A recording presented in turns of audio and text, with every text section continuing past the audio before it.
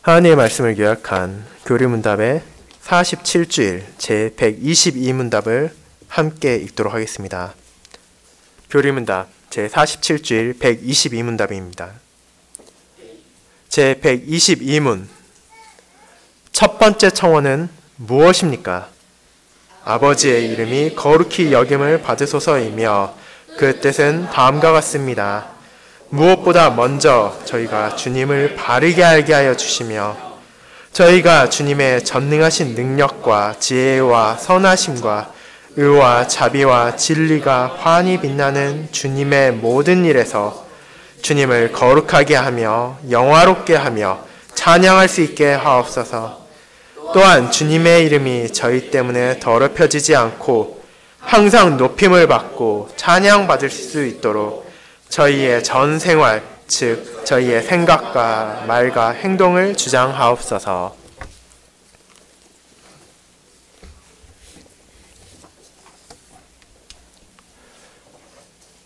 사랑하는 주 예수 그리스도 안에 있는 형제 자매님들, 우리는 이름에 많은 가치를 부여하는 세상에 살고 있습니다. 우리들 자신도 의식적으로 혹은 무의식적으로 이름에 신경을 많이 씁니다. 사소한 물건을 살 때조차도 브랜드를 따지지 않는 경우가 거의 없습니다. 이름이 없는 중소기업의 제품을 산다고 하더라도 최소한 유명기업의 제품과 비교를 하고 어떤 면에서 나은지를 따지기도 합니다. 또 학교는 어떻습니까? 지난 목요일 수능이 있었습니다. 이 수능을 통해 어떤 학생들은 기뻐하지만 다른 학생들은 자신의 실력을 제대로 발휘하지 못함에 슬퍼하고 있을 것입니다. 하지만 대부분의 경우 수능 그 자체를 못 봐서 슬퍼하기보다는 수능 그 자체를 잘 봐서 기뻐하기보다는 그 이후에 있을 어떤 대학에 가느냐에 따라 희비가 다시 한번 갈리게 됩니다. 많은 경우 이는 대학의 이름, 브랜드를 보고 결론 지어집니다. 누구나 알 법한 이름 있는 명문대학교를 가게 되면 그 학생의 사소한 잘못이나 과거의 실수는 잊혀지고 아무리 노력을 하고 성실하게 공부를 했다 하더라도 이름 없는 지방의 무명대학교를 가게 되면 동기들이나 주변 사람들에게 비웃음이나 멸시를 당하기까지 합니다. 이와 같이 이 세상에 이름이 가진 영향력이 큽니다. 이름 그 자체가 가지고 나타내는 의미와 무게가 분명 존재합니다. 그리고 이는 한순간에 생기는 것이 아닙니다. 기업이나 단체가 오랜 시간을 걸쳐서 자신들에 대해서 증거하며 업적을 쌓고 발전을 하며 주변과 사회에 특정한 인식을 주기 위해 노력합니다. 이러한 이름은 개인 역시도 가지고 있습니다. 저명한 정치인이나 유명인들은 그 자신의 이름이 하나의 브랜드 가치를 지니고 있습니다. 그렇기 때문에 똑같은 발언을 하고 똑같은 행동을 한다 하더라도 우리가 하는 것과 그런 사람들이 하는 것은 주변의 반응에서 확연한 차이를 드러냅니다. 그것이 바로 이름이 가지는 무게와 가치일 것입니다. 그렇게 유명한 기업이나 개인이 자신의 이름의 무게에 맞지 않는 행동이나 발언을 하게 되면 이름값을 못한다라는 표현을 사용하기도 합니다. 가정에서도 자녀가 부모의 가르침을 거부하고 방탕한 생활을 하거나 자녀로서의 바른 의무를 행하지 못한다면 이는 부모의 이름에 먹칠을 한다고 평하기도 합니다.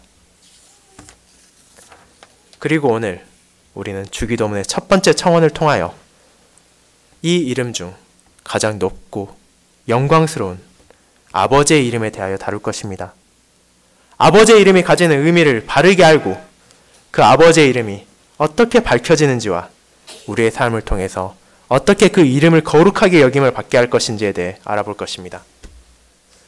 그렇게 오늘 오후 저는 교리문답 제47주일에 요약하고 있는 주님의 가르침을 이름이 거룩히 여김을 받으소서 라는 제목으로 설교하고자 합니다.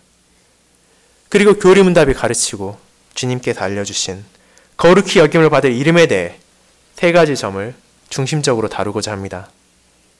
첫 번째, 우리가 알아야 할 아버지의 이름. 두 번째, 그분의 사역을 통해 밝혀지는 이름. 세 번째, 우리를 통해서 높임을 받는 이름. 바로 그것입니다. 먼저 우리가 알아야 할 아버지의 이름에 대해 알아보겠습니다. 형제자매 여러분, 지난주 교리문답을 통해 우리는 기도에 앞서 반드시 기억해야 할 하나님의 호칭에 대해서 알아보았습니다. 기도를 드리는 하나님을 하늘에 계신 우리의 아버지라고 고백함으로써 그분이 우리 아버지로서 주시는 풍성한 은혜에 대한 확신을 배웠으며 아버지이시기에 우리에게 필요한 것들을 주시며 우리의 기도를 들으실 것이라는 점을 알게 되었습니다. 또한 그 아버지께서는 이 땅에 있는 부모와 달리 하늘에 계신 아버지이시기에 그분을 우리 인간의 기준에 따라 마음대로 재단해서는 안 되며 어미로우신 그분의 섭리에 감사하며 우리의 이해를 초월하는 경우에도 섣불리 불평하거나 비난해서도 안 됨을 알게 되었습니다. 그 하늘에 계신 아버지께서 전지전능하시며 우리에게 필요한 모든 것을 충분히 주시기에 우리는 그분을 온전히 의지하며 기대함으로 이 땅에서 살아갈 수 있습니다. 그렇기에 우리는 매번 기도를 드릴 때마다 어린아이와 같은 공경과 신뢰를 가지고 이 아버지께 나아가야 함을 배웠습니다. 그렇다면 이러한 하늘에 계신 우리의 아버지께 가장 먼저 구해야 할 것은 무엇입니까? 주님께서 이 아버지께 가장 먼저 구하라는 첫 번째 청원은 무엇입니까? 이는 어쩌면 우리의 죄 용서일지도 모릅니다. 우리 자신의 나약함과 죄성을 인식한다면 이 죄 용서를 가장 먼저 구해야 하지 않겠습니까? 그것이 아니면 일용할 양식일지도 모릅니다. 하루를 살아가는데 필요한 양식이 없다면 우리가 이 땅에서 생존할 수 없기에 몸에 필요한 양식을 구하는 것이 가장 먼저가 되어야 하지 않겠습니까? 물론 여러분들은 이러한 것들이 가장 먼저 나오지 않는다는 것을 알고 있습니다. 주님께서는 우리에게 우리 자신의 생각이나 우리 자신의 필요보다 앞서 이름이 거룩히 여김을 받으시오라며 라는 청원을 통해 하나님을 먼저 생각하고 그분의 이름에 대하여 구할 것을 알려주셨습니다. 이를 위해 먼저 우리는 그 이름의 의미를 알아야 합니다. 하나님, 우리 아버지의 이름은 어떤 것을 의미하고 있습니까? 하이데벨 교리문답을 작성한 우르시누스는 이 이름에 대해 크게 4가지를 포함하는 것이라고 설명했습니다. 먼저 이 이름은 하나님 자신을 드러냅니다. 이것은 이름이 일반적으로 쓰이는 것과 같은 용도입니다. 누군가가 저를 윤성원이라고 부른다면 그것은 저를 부르는 것입니다. 하나님의 이름은 하나님 자신을 나타냅니다. 시편 5편은 주의 이름을 사랑하는 자들은 주를 즐거워하리이다 라는 표현을 통해 주의 이름과 주가 동일하다는 것을 나타냈습니다. 누군가 이름을 거부하는 사람이 그 이름의 주인을 사랑하고 아낄 수는 없습니다. 그 이름을 높이며 사랑하는 사람은 이를 통하여 그 이름의 주인을 사랑하며 그분을 높이는 것이기 때문입니다. 두 번째로 이 이름은 하나님의 속성과 그분의 역사하심을 드러냅니다. 하나님께서는 출애굽 이후 이스라엘 백성들에게 이방 신들에게 절하지 말며 그들을 섬기지 말 것을 명령하신 후 자신을 다음과 같이 드러내셨습니다. 출애굽기 34장 14절을 함께 찾아보시기 바랍니다. 출애굽기 34장 14절입니다.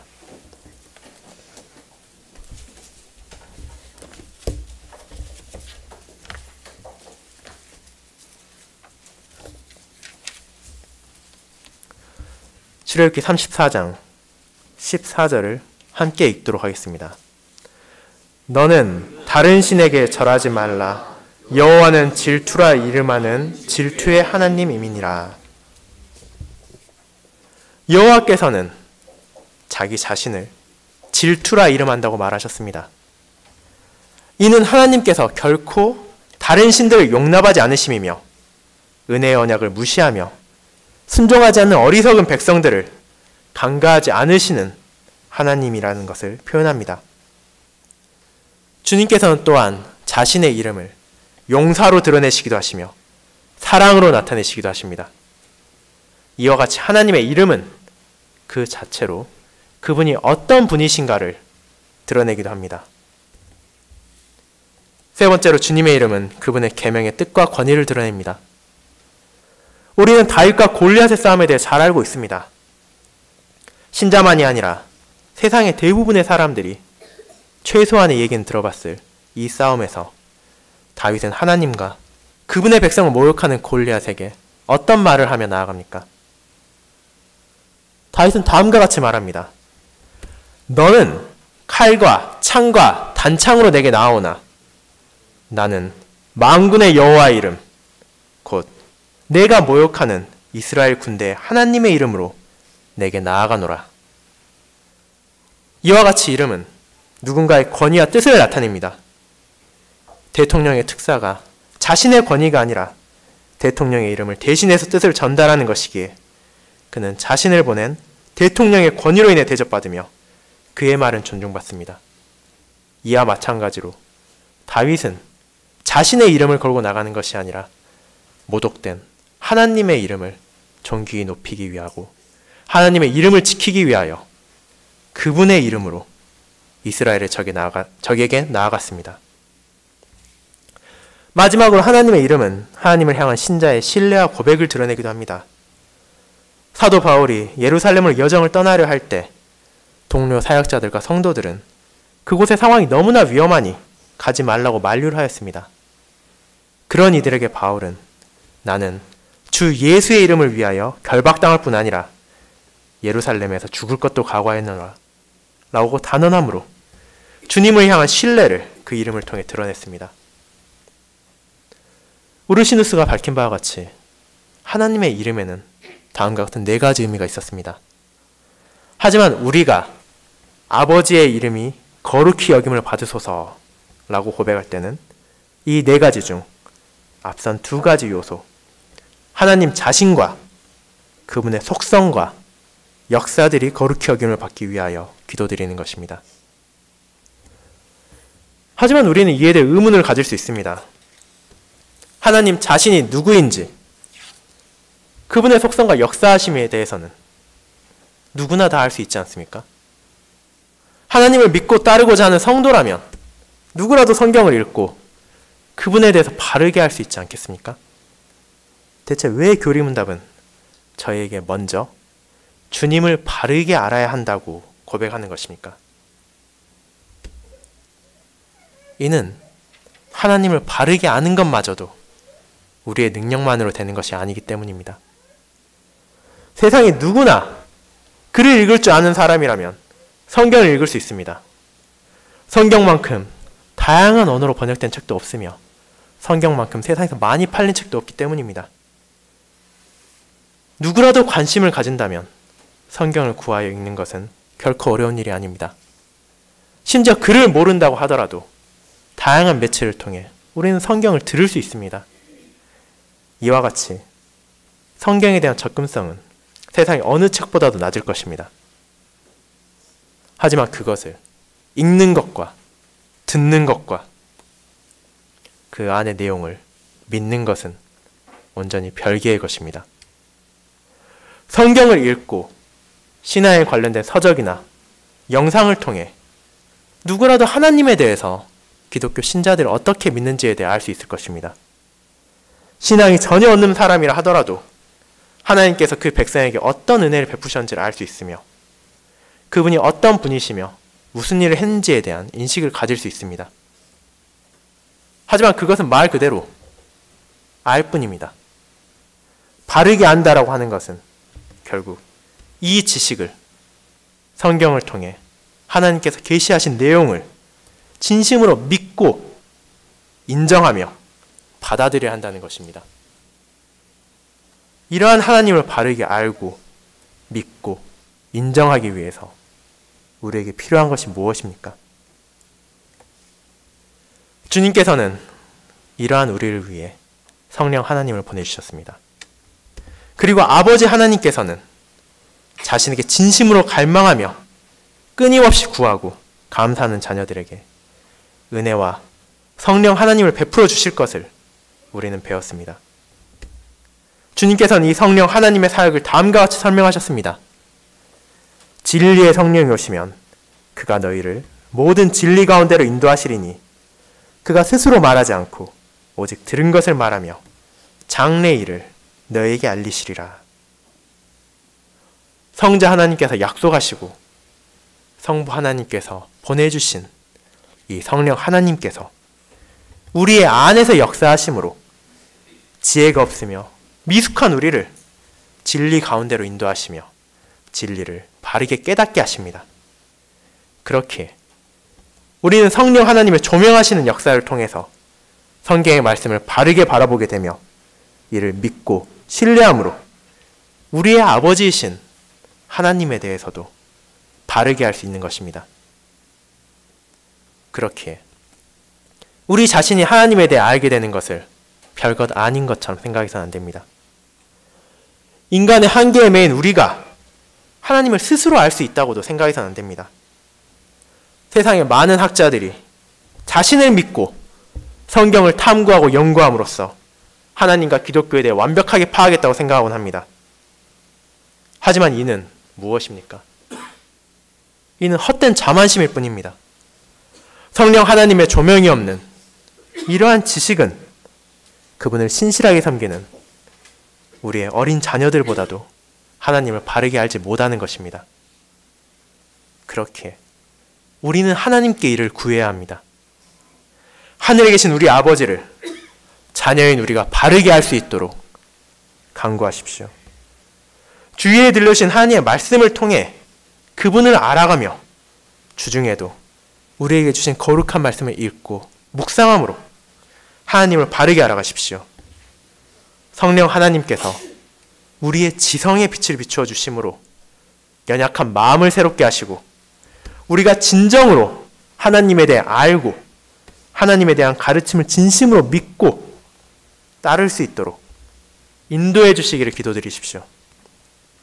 오직 그분만이 우리의 주인이시며 그분만이 우리의 아버지이시며 그 주인이시며 아버지이신 그분의 이름을 사랑하고 그 이름을 높임으로써 하나님 아버지를 존귀케 하며 더욱더 사랑할 수 있도록 구하십시오.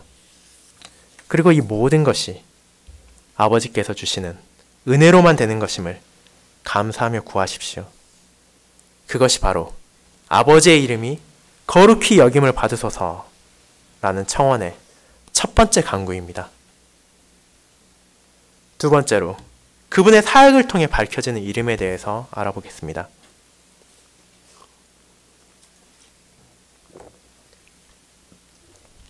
성도 여러분, 저는 앞서 하나님의 이름이 그분 자신을 가리킬 뿐만 아니라 그분의 속성과 역사심에 대해서도 알려준다고 알려드렸습니다.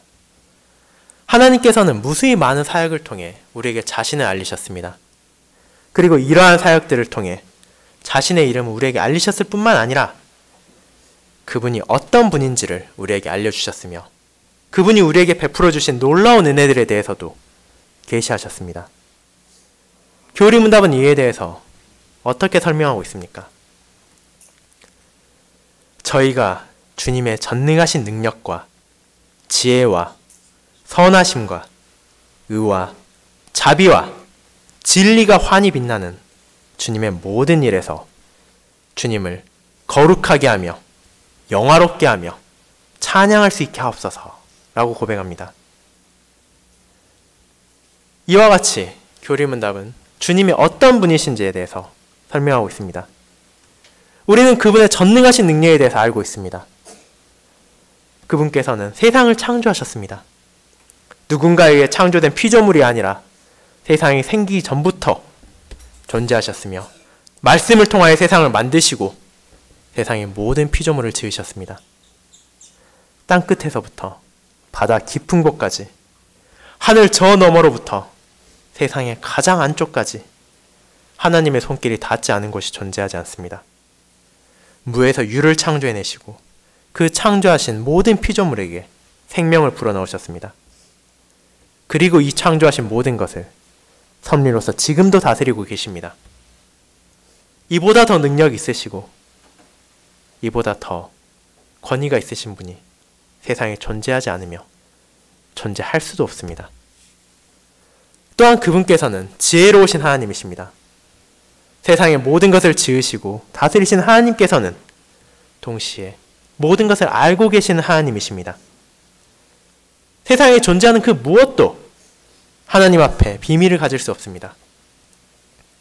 그분께서는 인간의 모든 마음을 아시며 욕망을 아십니다. 겉으로 외식하며 신실한 척하면서도 속으로는 하나님을 경멸하며 하나님의 뜻을 따르지 않는 가증한 이들을 분별하시며 이 세상 속에서 온전히 주님만을 의지하며 하늘에 계신 아버지만을 바라보는 자녀들의 간절한 간구를 알고 계십니다. 또한 그분께서는 세상 모든 피조물의 시작과 끝을 알고 계십니다. 세상의 창조로부터 그리스도 날 이후에 찾아올 영광의 나날까지 그분의 눈을 가릴 수 있는 것은 그 무엇도 존재하지 않습니다. 그렇게 욥은 지혜와 권능이 하나님께 있고 계략과 명철도 그에게 속하였다라고 고백합니다. 또한 그분께서 지혜의 근원이시며 모든 선악을 판별하신 하나님이시기에 우리가 지혜의 왕이라 부르는 솔로몬은 그 하나님께 장수나 부, 적의 진멸이 아닌 지혜를 구했으며 하나님께서 이 지혜를 그에게 주심으로 그를 지혜의 왕으로 만드셨습니다. 이와 같이 하나님께서는 전능하신 하나님이시며 동시에 지혜로우신 하나님이십니다. 하지만 그분께서는 또한 선하시며 자비하신 하나님이십니다. 인간의 타락 이후 하나님께서 먼저 아담과 하와를 부르시고 그들에게 여자의 씨의 약속을 주셨습니다. 노아의 시대에 타락한 인류를 홍수로 멸하셨지만 동시에 노아와 그 가족을 보존하심으로 자신의 백성을 남겨주셨습니다. 무엇보다도 그 백성을 사랑하사 독생자를 주심으로 이제 그들이 죄인이 아니라 자녀로서 자신과의 관계를 다시 회복할 수 있도록 하셨습니다. 이와 같이 그분께서 얼마나 선하시며 얼마나 긍휼하신지를 우리는 그분의 말씀을 통해 알 수 있습니다. 하지만 동시에 이 하나님께서는 공의로운 하나님이십니다. 하나님은 죄를 용서치 않으시고 그에 합당한 형벌을 내리십니다. 전지하신 하나님이시기에 그 누구도 이러한 하나님의 공의에서 벗어날 수 없으며 심판의 날이 되면 산자와 죽은 자들은 하나님의 법정에서 그분의 공의에 따라 자신의 결말을 맞게 될 것입니다. 이 세상이 어떻게 생각하건 주변 사람들의 평가가 어떻건 오직 하나님의 공의가 그들의 모든 것을 밝혀낼 것입니다. 그리고 마지막으로 이 하나님께서는 진리의 하나님이십니다. 진리란 무엇입니까? 변치 않는 것, 세상의 처음부터 끝까지 계속해서 존재하며 그것을 통해 바른 것을 알아가는 것이 진리입니다. 그리고 이 하나님께서는 변치 않으신 하나님이시기에 이 세상의 유일한 진리이십니다. 세상의 모든 것이 변합니다. 싹이 트고 나무가 자라고 성장을 한다 하더라도 그 나무는 언젠가 낙엽이 지고 나이가 먹어 쇠할 것입니다. 아이가 태어나고 성장하고 언제까지나 살 수 있을 것처럼 보이지만 그 능력도 한계가 있으며 노인이 되고 땅에 묻힐 것입니다. 하지만 그 모든 것이 변하고 사라진다 하더라도 하나님께서는 영원부터 영원까지 존재하시는 하나님이십니다. 세상의 규칙이 변하고 사회가 바뀌며 문화가 새롭게 되어도 하나님께서는 온전히 변치 않으시며 이 모든 것을 다스리십니다. 오직 그분 안에 진리가 있으며 진리를 통해 우리에게 생명이 있음을 기억하게 하십니다. 그리고 그분이 진리의 하나님이시기에 우리에게 주신 은혜로운 말씀 역시도 변치 않는 영원한 진리의 말씀입니다.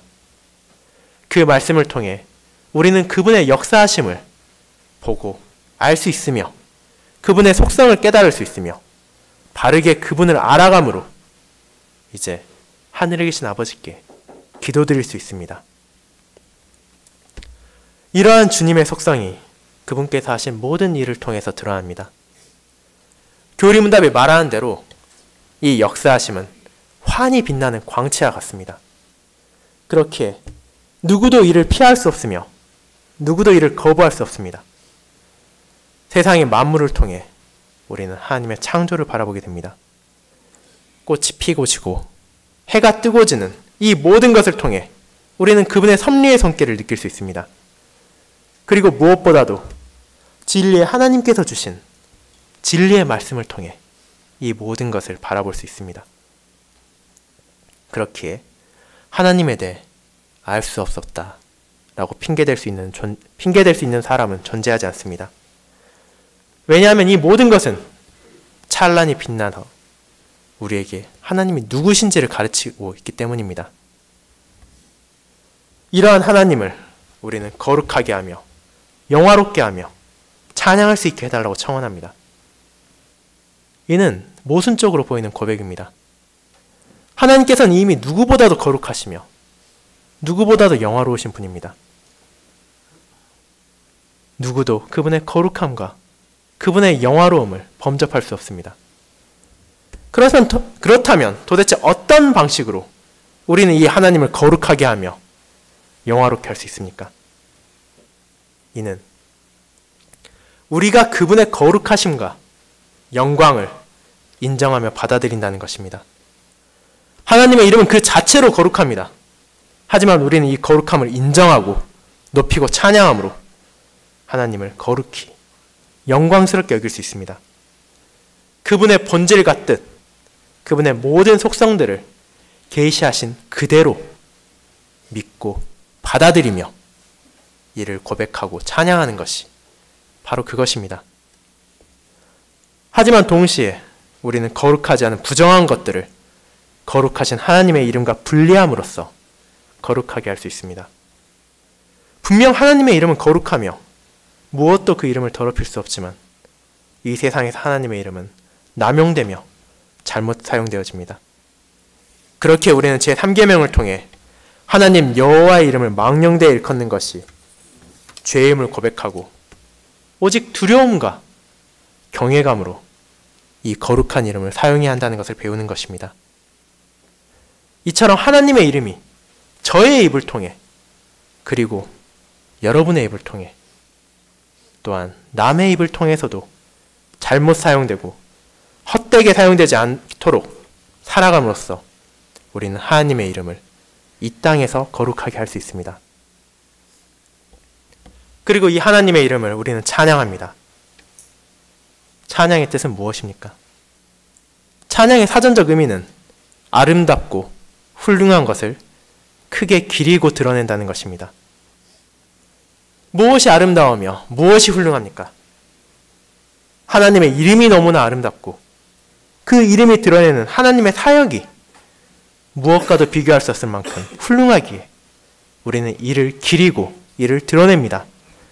우리의 마음 한구석에 꽁꽁 감춰서 하나님을 사랑하고 아끼는 것이 아니라 이 세상 속에 하나님의 아름다움과 훌륭함을 밝히 드러내는 것이 우리의 찬양입니다. 이러한 모든 것 역시 우리 자신의 능력으로 되지 않고 하나님의 도움을 통해서만 가능한 것이기에 우리는 아버지의 이름이 거룩히 여김을 받으소서 라는 청원을 통해서 이것 역시도 구합니다. 이러한 하나님의 속성과 하나님의 사역을 우리는 누구를 통해 보게 됩니까? 이 땅에 내려오신 하나님의 독생자, 참 하나님이시며 참 인간이신 우리 예수 그리스도를 통해 보게 됩니다. 그렇게 바울은 예수님에 대하여 그는 보이지 아니하는 하나님의 형상이시오 라고 표현했으며 사도 요한은 본래 하나님을 본 사람이 없으되 아버지 품속에 있는 독생하신 하나님이 나타내셨느니라 고 고백합니다. 그리고 예수 그리스도께서는 아버지 하나님을 보고자 하는 빌립에게 다음과 같이 말하심으로 이것에 대해 설명하셨습니다. 빌립아, 내가 이렇게 오래 너희와 함께 있으되 내가 나를 알지 못하느냐? 나를 본 자는 아버지를 보았거늘 어찌하여 아버지를 보이라 하느냐. 우리의 주님, 하나님의 독생자이신 예수 그리스도께서 그분의 아버지를 이 땅에 보이셨습니다. 수많은 기적을 통하여 그분의 전능하신 능력을 보이시며 세상을 놀라게 할 지혜를 보이셨으며 또한 그 모든 것을 선하심과 자비하심으로 하셨습니다. 또한 십자가에서 아버지의 공의의 진노를 감당하심으로 그분의 의로우심을 온 세상이 드러내셨으며 자신 역시 공의로서 세상의 모든 자를 심판하실 것입니다. 그리고 그분이야말로 진리임을 바르게 가르치심으로 오직 그리스도를 믿는 믿음 안에서 우리가 진리의 하나님께로 나아갈 수 있음을 알려주셨습니다. 이러한 모든 것을 우리가 알게 되었습니다. 우리가 훌륭해서가 아니고 우리가 지혜로워서가 아닙니다. 이 모두는 하나님께서 은혜를 통하여 자신의 백성인 우리에게 깨닫게 하신 것들입니다. 자기 자신을 알리신 하나님께서 자신이 누구인지에 대해서 이러한 모든 일을 통해 우리에게 알려주셨습니다. 그리고 그리스도께서는 아버지의 모든 것을 밝히 드러내심으로 우리가 믿고 의지할 수 있도록 하셨습니다. 이러한 하나님의 전능하심과 지혜로우심과 선하심과 의로우심, 자비하심과 진리를 우리는 거부해서는 안 됩니다. 세상에 현명하다 자처하는 이들같이 우리의 기준으로 그분의 속성을 재단하거나 그분의 사역을 피하거나 무시해서는 안 됩니다. 우리에게 주신 진리의 말씀을 통해 계시하신 이 모든 위대하심을 우리는 인정하며 이를 거룩하게 하며 이 하나님께 영광을 돌리며 이 높으심과 아름다우심을 이 땅 위에서도 찬양할 수 있도록 하나님께 지혜와 힘을 간구하며 부탁드려야 합니다. 그리고 마지막으로 우리를 통해 높임을 받는 이 하나님의 이름에 대해 알아보겠습니다.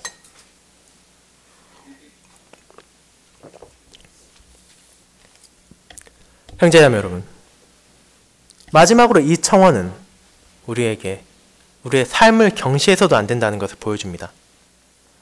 하나님께서는 거룩하시고 그분께서는 영원하시니까 우리는 우리대로 살고 주일에 교회에 나와서 그분을 높이며 찬양하면 되지 않겠냐는 아니란 생각을 할 수 없도록 합니다.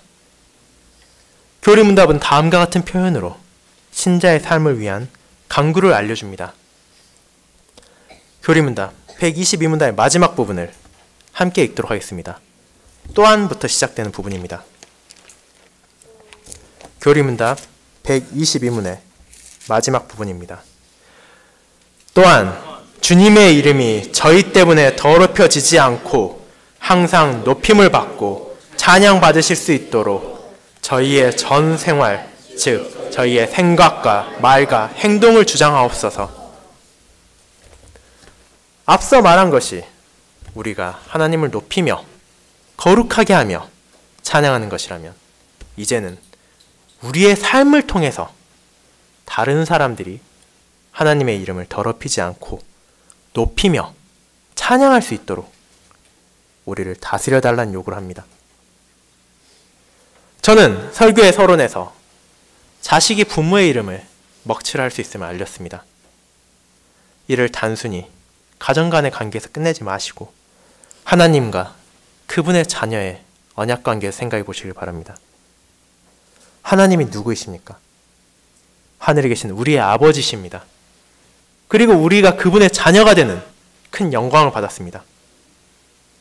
저와 여러분은 이 하나님의 이름에 먹칠을 하거나 망신을 주지 않을 수 있겠습니까? 하나님은 너무도 거룩하시며 존귀하신 분이십니다.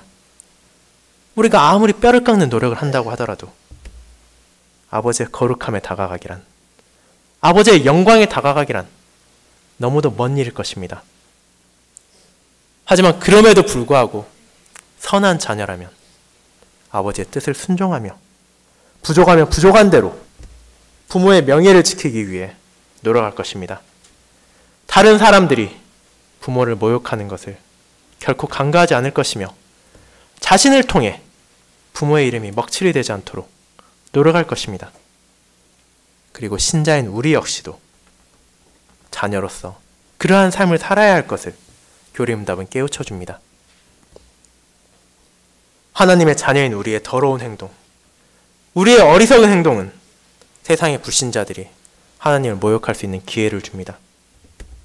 그렇기 때문에 우리는 주일만이 아니라 성경을 읽고 기도를 드릴 때만이 아니라 찬양이 드릴 때만이 아니라 우리의 전 생활, 생각과 말과 행동을 하나님 안에서 그분의 자녀로서 합당하게 행해야 합니다. 이러한 삶은 결코 목표 없이 떠도는 삶이 아닙니다. 우리는 아버지의 이름에 영광을 돌린다는 목표를 두고 하루하루 살아가야 할 것입니다. 우리의 직장에서, 가정에서, 주식에서 아버지를 어떻게 높일 수 있을지를 생각하며 그에 따라 살아가야 합니다. 매일의 생활을 통해 복음을 증거하고 아버지께 영광을 돌리며 예수님의 말씀을 신실하게 받아들여야 합니다.